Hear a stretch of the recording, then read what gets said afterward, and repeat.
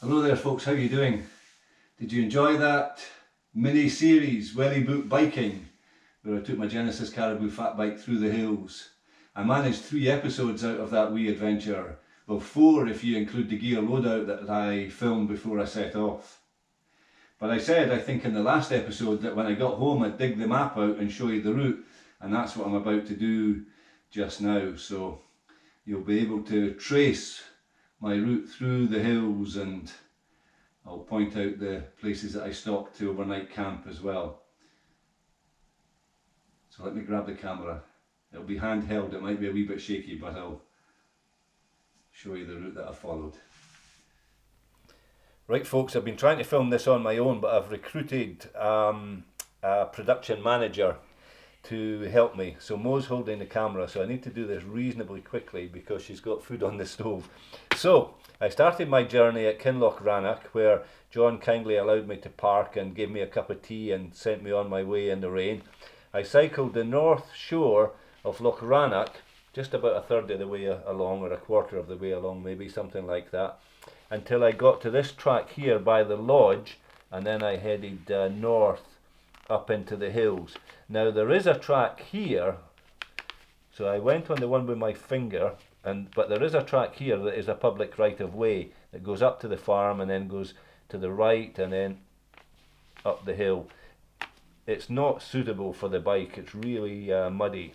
There doesn't seem to be any problem in using this track. There is a gate at the bottom there, but close to the road, but it's not locked. Anyhow, I digress. I cycled up into the hills, passing Ben Vorach on my left and Craigavady on my right, so through the gap there until I got to the bothy at Dunish. So you would have seen all this in episode 1. Then I cycled beyond Dunish, and there's a little building here because there's a hydro scheme now. I crossed that raging torrent of a river on a bridge, and then I did this trackless section across to the bottom of Loch Garry. So this is Loch Garry in here. And the difficult river crossing that I had was where it says waterfalls here. So I crossed that burn, which ordinarily requires a hop and a skip, but trust me, although it looked quite easy on the film, the pressure pushing against my legs and the wheels of the bike when I was in that water was something else. It was quite difficult getting across. I cycled up the track a ways until I looked for a fold in the local topography to give me a little bit of shelter, and I camped about here someplace overnight. So day 2 I set off and finished off the track along the side of Loch Garry there, crossed the bridge and then climbed steeply up to the lodge at Dalnaspiddle, and then over the railway at the level crossing there, and picked up Route 7, National Cycleway Route 7, which parallels the A9. So this is the Dromorter summit here, the A9. I was on the cycleway, you can probably just make out the green dots there, all the way round, past the Dalnaspiddle forest and the Dromorter hills, the Munros in here, carried on all the way round until I got to Dalwhinnie, and then I took this first track down to the end of Loch Eric there. The other track that you might have heard about, Mountaineering Scotland and various other people are arguing for access, the other track is up near the railway station up there. Well, I didn't use that. I came down this track underneath the bridge, so no need to cross the railway in fact, and then along the track that skirts beneath the dam at the end of Loch Eric. And then I turned left down through the trees underneath the Farra, the Corbett there that you may know, all the way down here until I got about about a third of the way down the loch to the Ben Alder Lodge, the beautiful big stone building there. And from the lodge I climbed steeply, it's a little bit difficult because there's a fold in my map, up to Loch Patrick, up on this Land Rover track here. And then at the junction of tracks here, I stopped and had a wee chat with you. I showed you some beautiful views, looking across to the hills beyond Lochpattock there. But then I carried on, heading more or less due north. This is the boggy section coming up here, before I eventually crossed over. There's a couple of gate posts there, and you cross over into the Ardvericke estates. So on the south side I'm in the Alder estate, and then I go into the Ardvericke estate, and I followed this track here. Now my map is actually relatively new, which is quite unusual for me, but the route is not as it appears on the map, because there's also hydro works going on in here, and there's a loch or a reservoir, I suppose you would call it, in this area here that doesn't feature on this map. So in this area here there's a body of water.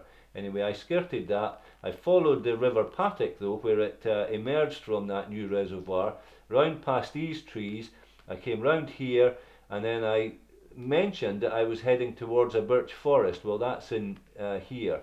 And then I went down through the birch forest and into coniferous forest here. I picked up this track here, which is quite difficult to find. There's two ways across to this. But no, actually there's only one way across to it, but there's another track in about here that looks very similar. The two tracks are quite close together and look quite similar. So if you don't know that area, you probably have to GPS it to find the right track. Anyway, I managed to pick it up without my GPS, took a little bit of a gamble on it, and I got here to the end of the twin lochans. And then I spoke about the Binions, the two Binions. So there's twin mountains there, both Binions, and then there's the twin lochans, both of the same name. So I cycled down this track here until the end, and then this track here that crosses at the end of the Lochan was underwater. I couldn't use it. I think I mentioned in the wee movie that there was swans on the track, but there is another track that is not on the map, and I'll just pencil it in. It's something like that, a little loop. So I used the new track there. I went round, picked up this track here, and came down all the way to that little piece of land that separates Loch Laggan from the Laggan Reservoir in Glen Speen. And then I crossed the burn on a bridge, and then up into this dense forest here, and I followed this track round. Now on the map here, I'm going along here, I'm heading west-southwest. There's a obvious track there. There's a lovely hill there actually, and I've used this track before. You can actually use this track, but it's much more difficult. It's a very steep ascent, and it's not the best of tracks, but if you want to climb this hill, then this track is a better one to use, because there's one or two points that you can get across to the hill. Anyway, I passed that junction, and what isn't on the map is there's another couple of tracks going up into the forest there. There's been forestry works going on, and also some hydro works up, I think, around this body of water. So there's more tracks on the ground than there is on this map.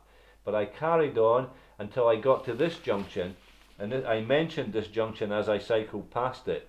So I wanted to head south at this point. If I carried straight on, that would have taken me down to, I don't know how to pronounce it, I think it's Fersit, F-E-R-S-I-T, so it would have taken me down to Fersit, and then eventually down towards Roy Bridge and Spian Bridge. But I wanted to head south, so I came down here. I say down here, I headed south here, and this is the brutal climb that I was talking about, where I had to climb all the way, and you climb all the way through this forest. It's uphill the entire way until you come out of the forest, and then just a little beyond the edge of the forest, with a view down into Strathocean, you reach the high ground.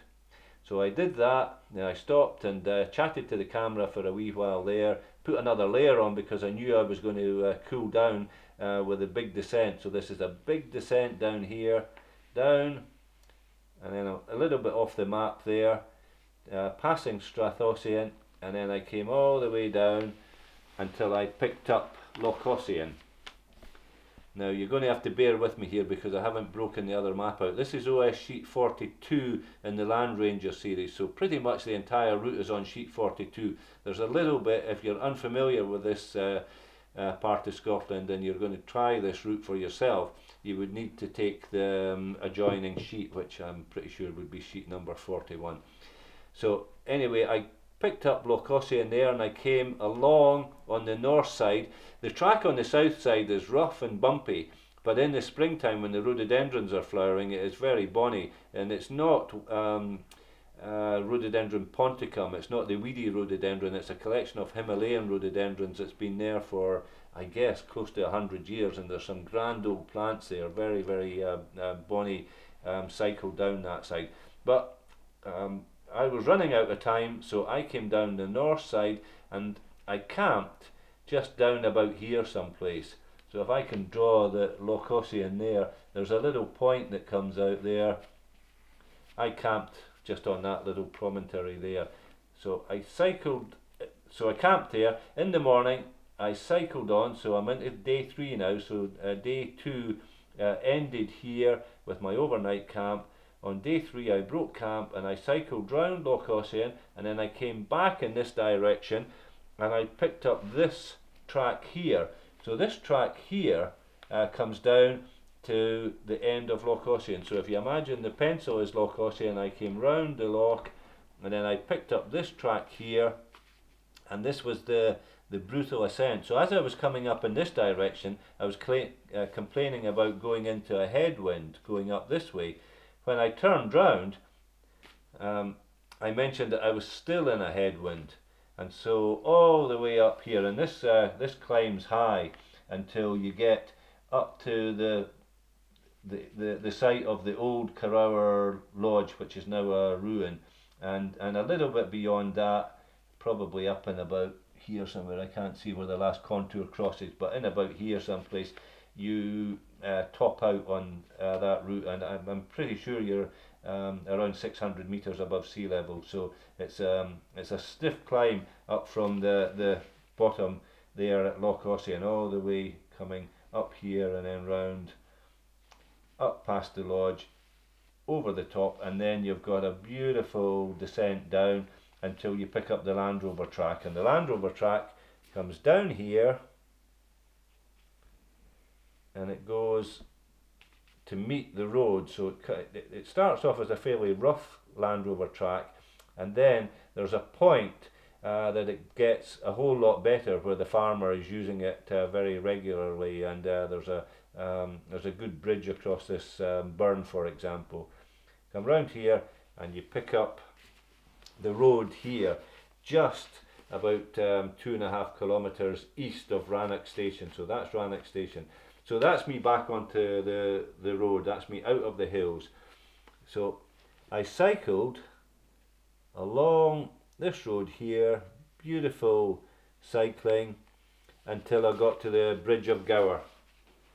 And then there's a choice. You can go along the easier and faster north side of Loch Rannoch, but it's also busier with cars, or you can cross over and you can cycle the south Loch Rannoch Road all the way along, and that's what I did. I cycled the South Loch Rannoch Road back to my car at Kinloch Rannoch. So John, who lives locally, he cycles this often, and he obviously drives it too.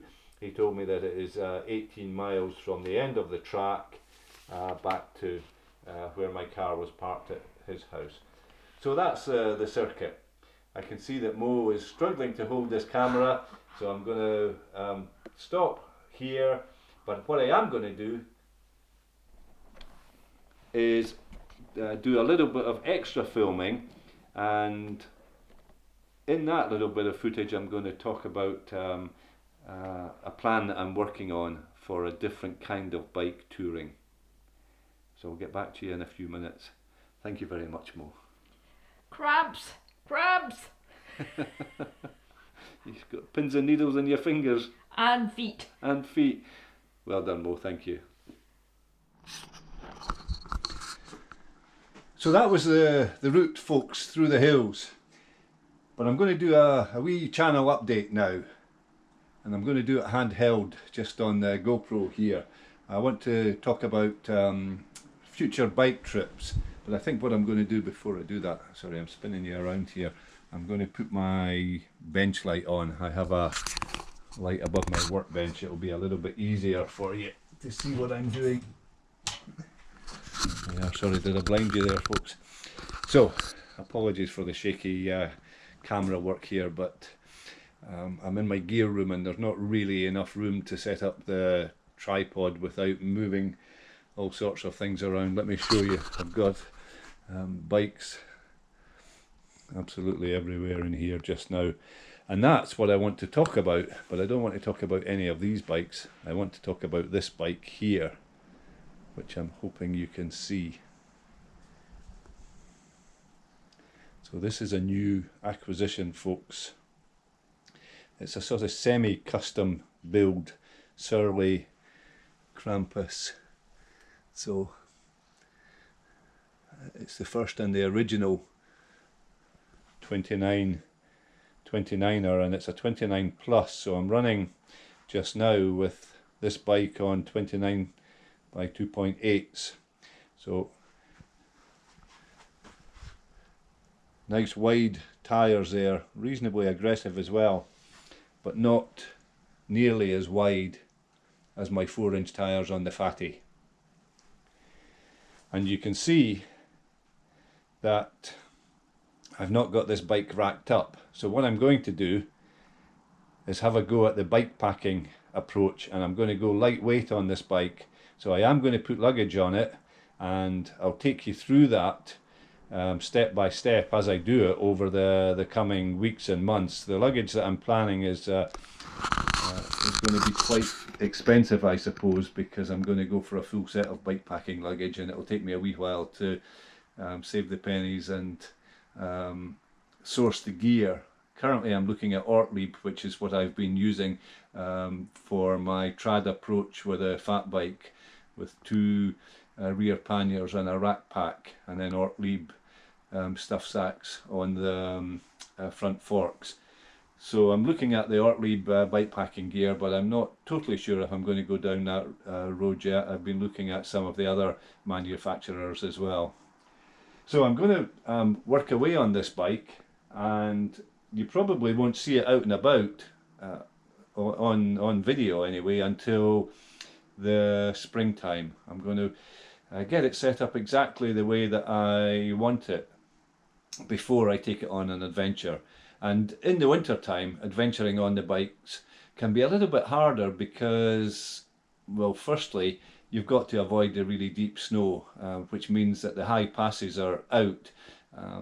That route that I just filmed, the Welly-boot Biking, I've done that in winter conditions once, but that track that goes up from Loch Ossie and up and over past the ruined lodge there, I literally carried my bike through deep snow. It was waist deep in snow at times, and it took a whole day. It took me all of the daylight hours just to get up, and I didn't actually get over. I got up to the high point and dropped down a little bit, dug a platform in the snow and set my tent up, and whilst it was a lot of fun, it's a lot of exercise for very little gain in distance. So I'm not going to be doing that with this bike over the winter time. I'm going to set this bike up sort of fast and light, and I'll leave the heavyweight winter biking to the fat bike, or the really boggy terrain for the fat bike. This bike that I'm working on here, this Surly Krampus, is quite a big investment for me, so it'll be a wee while before I'm comfortable hauling it through peat bogs, but it will come. I know that. I'm hard on my gear. I buy the gear to use it, I don't buy the gear to look at it. So what have I done to this bike already? Well, you can see that I'm running on Halo rims. You can probably see that there, with Terravale tyres on it. I'm not running tubeless, so you can see that there's pressed a valve sticking out there. It's not a tubeless valve. I'm not keen on tubeless at all. I'm running on mechanical disc brakes, which was, I suppose in some ways it was a tough decision, because I could have bought this bike complete with hydraulic disc brakes in the same way that my, you can't see it, it's on the other side, maybe you can't see it through the spokes there. My fat bike is on hydraulic disc brakes, and my other 29er, I do have another 29er here, also on hydraulic disc brakes, but I've had trouble with hydraulic disc brakes in the past, and it's beyond my ability to fix them at the trackside or in the hills, whereas mechanical disc brakes, I can fix them. I'm fairly confident that I can get them working again if they develop a fault. So I've decided to go for mechanical discs instead of the hydraulic discs. So what else am I going to do with this bike? Well, I've said already that I'm not going to fit racks and everything on it, though I will put fork cages on, and I'm going to go down the bike packing route. But already I've made a couple of decisions. One of the decisions is to put Jones bars on again. So I've already fitted the Jones bars. I'll take the old bar out of the way so you can see I've got Jones bars again, but this time I've actually used slightly lighter Jones bars. So I don't know, it's maybe not easy to pick up on the camera, but that's the Jones bars on my new Surly Krampus, and that's the heavier Jones bars on my Genesis Caribou.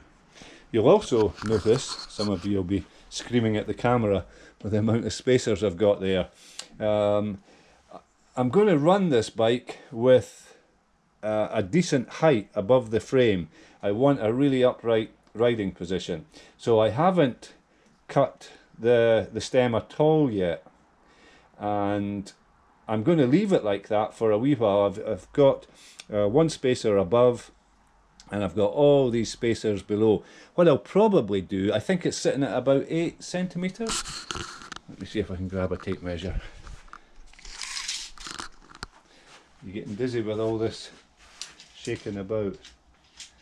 Yeah, so it's sitting about 8 centimeters above the frame. I think I'm going to drop it down to 6, which will be slightly higher than my Caribou. It'll be a little bit higher. So these Jones bars have got 2.5-inch rise on them anyway, so I know that I can drop that down. But once I've cut the stem, that's it. I can't add any more on. I can take it off, but I can't add it on. So what I want to do is leave it as it is just now. I'm going to use it out and about the lanes around and the tracks around the house, and when I think the time is right, and I've got I just hear the rain outside there. When I feel the time is right and I've made a decision, I'll drop it down a little bit. I think what I'm going to do is I'm going to take the 4 half spacers off, and I'll leave, so I'll bring it down to there. If you can see where my thumb is, maybe I'll take that full spacer off and put a half in, so it might go to there. And I'm guessing it'll be either there or there, and I think that'll be good enough. What I'll probably do is I'll take these spacers out and I'll drop it down, and I'll just put them on the top. So I won't actually cut until I'm absolutely sure. I'll probably transfer my Jones handlebar bag across. So I absolutely love this bag, but I'm not going to buy another one. I think they're retailing at about £85 now for a bag that, you know, is about the size of my hand, and it just fit in there. So I think I'll transfer it off my Genesis and onto my Surly. And I'm also going to swap over the saddle as well. I'm going to put my Brooks saddle. I took that bike away in all that rain on the Welly-boot Biking, and I hadn't put enough wax on the underside of the saddle, so the saddle stretched quite a lot, and I didn't have the tool with me to adjust it. So on one of the shots where, I think it was the last day where I was coming up and over and heading back down towards Loch Rannoch, the saddle was sitting a little bit squint. Nobody picked up on it in the comments, but I noticed it immediately, and I thought, oh, this is quite a new Brooks. My old Brooks lasted the best part of a lifetime, to tell you the truth, but eventually it just needed replaced. This is a relatively new saddle. It's probably only about sort of 4 or 5 years old, and it's got a lot of life in it yet, and that is not the way to treat it. Anyway, I slackened it all off, and I took it off the bike, slackened it all off when I got back, dried it out properly and slowly, and I've since waxed it all up, and both sides. You don't want to put too much saddle soap on them, because you'll basically turn it into a chamois leather. It'll be too soft, so it's getting that balance right. I definitely didn't have enough saddle soap on it for these wet conditions. But getting back to the point, I'm going to take this off here and I'm going to put it on the Surly, and I'll probably just put my Genesis saddle back on here, because the Fatty will still get some use. It's got some frame damage just now. I managed to rip off one of the lugs, and it took a lump of frame with it. It's all taped up, so I can't actually show you it just now. It's down in here, this lug here, but you can't see it. So that's the lug there. I managed to find the lug at the side of the track. So, but I'm going to get it repaired. Genesis are going to repair it under warranty for me, so it's all good. Anyhow, this bike will, the Genesis will still get some use. But I feel I'm kind of rambling a bit now. I've introduced my new Surly Krampus. It's in a large size, so perfect frame size for me. I don't know a lot about bike geometry, but I do know what works for me. Having cycled long distances when I was living in China, I covered about 6,000 kilometers over a fairly long period, but I had multiple days in the saddle, a lot of climbing and a lot of work on fairly rough roads. During the Welly-boot Biking, when I was going along the side of the A9, I said I had a confession to make. I don't know if you were able to follow what I was chuntering on about while I was cycling that bit, because there was quite a lot of road noise and wind noise. But basically what I was saying was that I really enjoy that part of the route, despite the fact that it is beside the road and it's less wild than many of the other bits of that circuit that I did. And in some ways I really miss that kind of cycling, and the Surly Krampus, and this is where the channel update comes in, is going to be the ideal bike for mixing it up a little bit, where I can do longer distances on the cycleways and on the byways. So I will be on public roads at times, but quieter roads, the roads less travelled, and I'll mix that up by going into or through the hills or over the hills as well, and it will allow me to cover bigger distances, because I really do enjoy covering the distance. So the Surly is going to allow a different kind of adventure that is more reminiscent of the bicycle adventures that I had when I was living in China, where I could go out for many days or weeks, and predominantly on asphalt, but not always so, and often on roads that were perhaps sealed surfaces, but they were very poor in condition, and you needed a decent bike. I used a Norco mountain touring bike for that trip. I was away for 3 years actually, but it wasn't solely biking. And this Surly has got really similar geometry to that Norco. I didn't bring the Norco back with me, and I sometimes regret that, but it was an aluminium frame, and the bike was about done after 3 years. It had a fairly hard life, and the components were pretty worn out too. So I did bring 1 or 2 bits of it back, just as mementos really, to remind me of happy days cycling through various parts of mostly southwest China, but in some other areas as well. And so this Surly is going to allow me to kind of relive that type of journey, but in Scotland, if that makes any sense. Anyhow, I've rambled on for quite a long time. I've shaken you around. But I have introduced my new bike to you. So I'm going to call it a wrap here, folks. I'm going to nip upstairs and upload this onto the computer for you, and you can have a wee look at the route that I've just completed, and it's a wee insight into what I hope to do come the late winter or springtime on this wonderful new bike of mine. So thanks for tuning in, folks, as always, very much appreciated. Stay safe, and we'll get back to you soon. Bye for now.